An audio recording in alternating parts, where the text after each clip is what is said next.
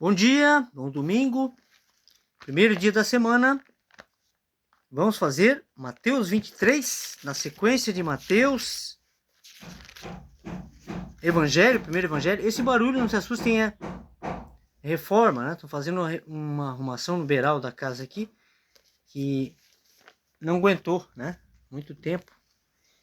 Aqui em Joinville, Santa Catarina, tem muito cupim. Então atacaram a madeira e precisa ser trocado. Está sendo feito isso hoje, né? No domingo, primeiro dia da semana. Para quem não sabe, né? O sábado é o último dia da semana, que é o descanso do Senhor, é o quarto mandamento. E o domingo é o primeiro dia da semana. Fizeram uma inversão, né? Assim como fazem inversão de valores, fizeram inversão do que Deus colocou, né? O sábado como o dia do Senhor, eles fizeram o domingo. Mas isso não é por acaso, não. Poderiam ter feito, se fosse por acaso, poderiam ter feito na sexta-feira, né? Podia ter retraído, penúltimo dia e tal. Não, fizeram justamente de propósito. Já falei num vídeo aqui, em outros vídeos também. Eles fizeram no domingo, por quê? Porque o domingo é o dia do Deus Sol. E o catolicismo segue o mitraísmo, que é a religião de Mitra, do Deus Mitra. Paganismo total, né? Paganismo total. E os, como é que se fala, protestantes são filhos do catolicismo, saíram do catolicismo e criaram uma religião nova, segundo eles, mas trouxeram tudo de lá, quase tudo. Trouxeram hóstias, negócio de ceia, né, que não existe. Isso aí é uma heresia. Já falei em outros vídeos aqui, se você quiser saber mais, olhem os outros vídeos do canal. Está explicando certinho o que acontece, o porquê, né? Eu também me assustei quando soube que isso era uma heresia. Mas você vai entender, se você quiser, ou se o Espírito Santo te revelar. Tem pessoas que não aceitam, né? Então vamos lá. O 23º capítulo de Mateus. Ok? Eu fui chamado para levar o genuíno evangelho. Assim como Paulo falou, ai de mim que não leve o genuíno evangelho. Então, esse negócio de religião, de sistema religioso, está tudo fora dos planos de Deus. Ok? Se você segue qualquer religião, né, que tenha um templo, você está no engano. Ok? O templo não era para existir. Já falei no vídeo anterior aqui, eu falei sobre isso, um pouquinho mais, ok? Então agora eu não vou falar mais sobre isso aqui nesse vídeo, para a gente ter tempo de fazer os 10 versículos de Mateus 23, começando pelo primeiro, que fala assim, fala bem assim. Então falou Jesus à multidão e aos seus discípulos, dizendo: na cadeira de Moisés estão assentados os escribas e fariseus. Olha isso. Na cadeira de Moisés estão sentados os escribas e fariseus. O terceiro versículo fala assim: observai, pois, e praticai tudo o que vos disserem. Ele está falando, não está falando para não obedecer, não fazer o que eles disserem, porque o que eles falavam e o que falam hoje, muita coisa está escrita. Há muita heresia, mas tem coisas que sim, ok? Observai, pois, e praticai tudo o que vos disserem, mas não procedais em conformidade com as suas obras. Ok? Por quê? Olha só. Porque dizem e não praticam. Então, olha só. Se você está num templo desse religioso, vamos supor, né? Que não era para estar. Não era para estar, tá? Você é o templo. Não tem como você sair de você e ir a algum lugar chamado templo. Lá é uma casa de pedra que Deus não habita lá. É só você ler Atos 17 e 24, você vai entender o que eu estou falando. Né? Deus não habita em templos feitos por mãos humanas. Então Deus não está lá.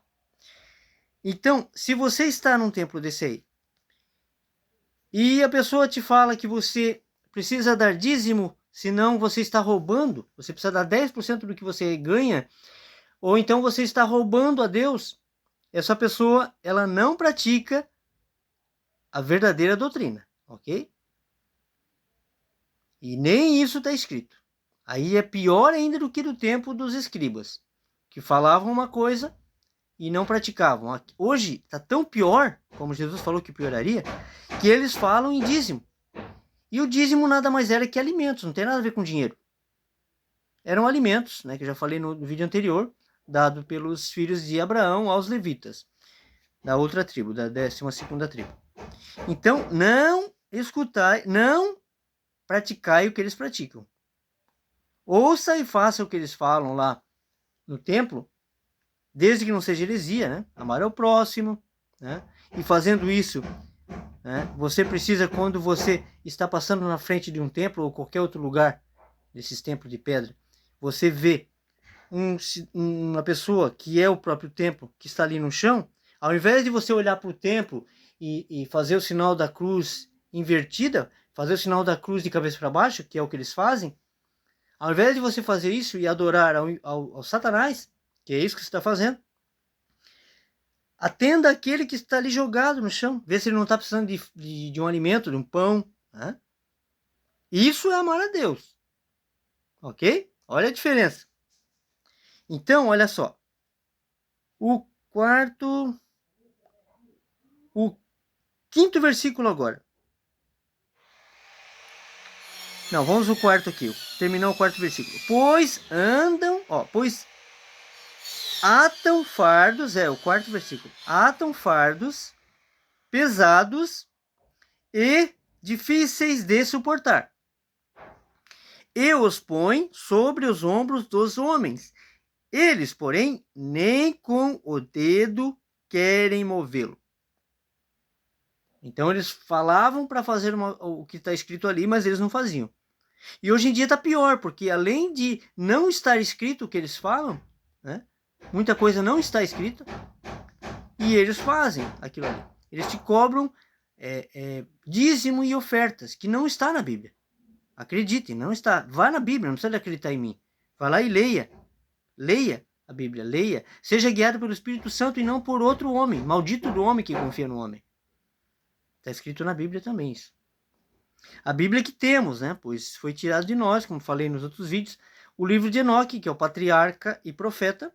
Foi tirado o Evangelho de Filipe, de Tiago, de Maria Madalena, de Judas Iscariote e de Cristo. Até o Evangelho de Cristo. Então é preciso ler a Bíblia Etíope, que é a original, né? Para se ter todos os livros. Então, é isso. O quinto versículo vai falar assim: e fazem todas as obras a fim de serem vistos pelos homens, pois trazem largos filatérios, largos filatérios, e alargam as franjas das suas vestes. É um vestuário deles, né? Que era a tradição, no caso. O sexto versículo fala assim: e amam os primeiros lugares nas ceias e as primeiras cadeiras nas sinagogas. Primeiros lugares nas ceias para comer bastante, né? E se você comesse bastante, eles falavam que era gula, né? Praticava a gula. Então, o sétimo versículo fala assim: e as saudações nas praças, e os serem chamados pelos homens, Rabi, Rabi. Vós, porém, não querais ser chamados Rabi. Não queira ser chamado de pai. Rabi é pai, tá? Não queira ser chamado. Só há um pai, que é Deus, que está no céu. Não há pastor, não há padre, não há papa, não há apóstolo. Isso é tudo invenção humana, ok? Jesus falou em humildade e não haveria em sua igreja hierarquia, ok? Por isso ele lavou os pés de Pedro, lavou os pés dos apóstolos, né?